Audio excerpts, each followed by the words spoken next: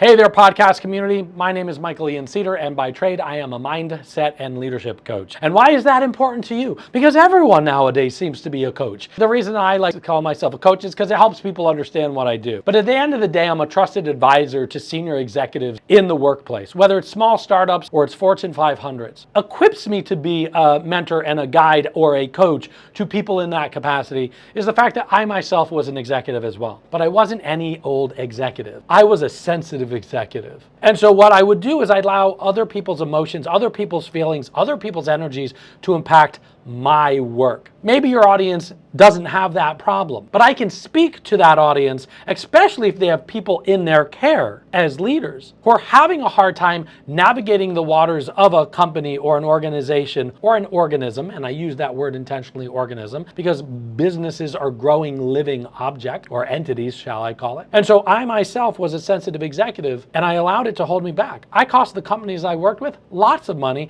and I cost myself lots of nights of unrest and no sleep. And so I'd be able to share those stories with your audience. I call myself a mindset and leadership coach because you can't give to others what you don't give to yourself. And so if the itty bitty crappy committee up here in between your ears is starting to have a board meeting without you and making decisions without you, then there's no way you can effectively show up and effectively lead. And I don't use the word effectively lead lightly. There's lots of people with leadership titles in this world. There's lots of people with positional power in this world, both corporate, politically, and otherwise. What I want to share with you and your audience is leadership's not a title. Leadership is something that's earned. In fact, an entry-level individual going into a company can have more leadership power and more influence than the person that's sitting in the nicest leather chair in the top office that looks down in the courtyard. Now, I had to learn all this myself because I struggled through it. Both as a child, I didn't communicate with the world the way the average individual communicated with the world. I didn't learn the same way my fellow students learned themselves.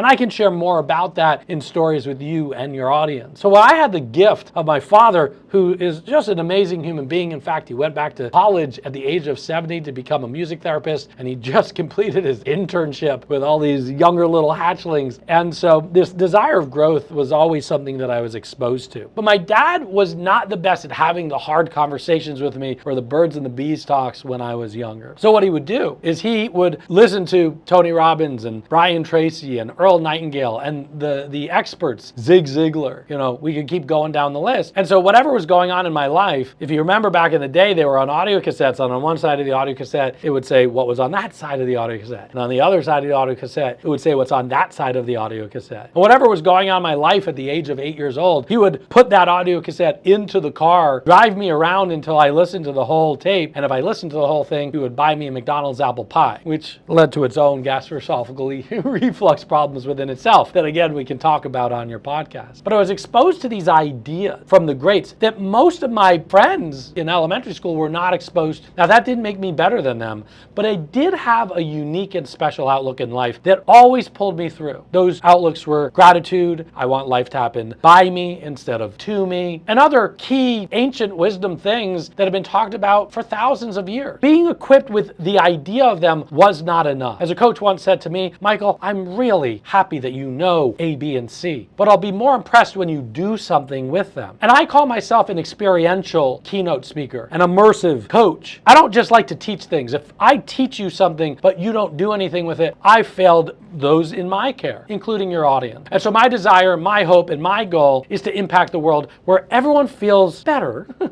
Let's start with better. And everyone's doing the most meaningful work of their life, even if it's in an environment where maybe the values are not matching perfectly. And values is an amazing topic to talk about, because once you can spot when a value is being met or not in your environment, then you can start to actively choose to be the creator of your life versus the victim in your life. And so I want to take these ideas to your audience and ask wonderful questions. I love asking questions. In fact, I fully buy into the notion that the quality of the questions that you ask yourself are in direct proportion to the quality of your blank life, bank account, etc. But again, I had to learn the hard way that just knowing something didn't doesn't mean I'd have success as the byproduct. Knowing it's probably 25% of the legwork, and the other 75% is the mindset and the discipline. And I'd love to, even though your audience is not live, maybe yours is, ask open-ended questions of them to start thinking about their life differently so their own wisdom can come out of themselves. And we have so many different topics we can talk about, so many stories that I can share. And you can read about those in my bio because I'm constantly updating them as the world changes and the world evolves. But the one thing that I can definitely say, we are officially to a point in our life as a society, as a species, as a civilization, where the rate of change is officially happening faster than the rate of human adaptability. And I want to invite your audience into that idea and have them reflect on themselves. Go, where do I control this? Because the moment we focus what's out there, we don't control that. Fixation is focusing on the uncontrollable. And I don't want your audience to feel out of control. I want your audience to listen to your podcast and go, wow, this podcast gives me life. And I'm sure they already think that, but I want to contribute to that as well. So again, my name is Michael Ian Cedar,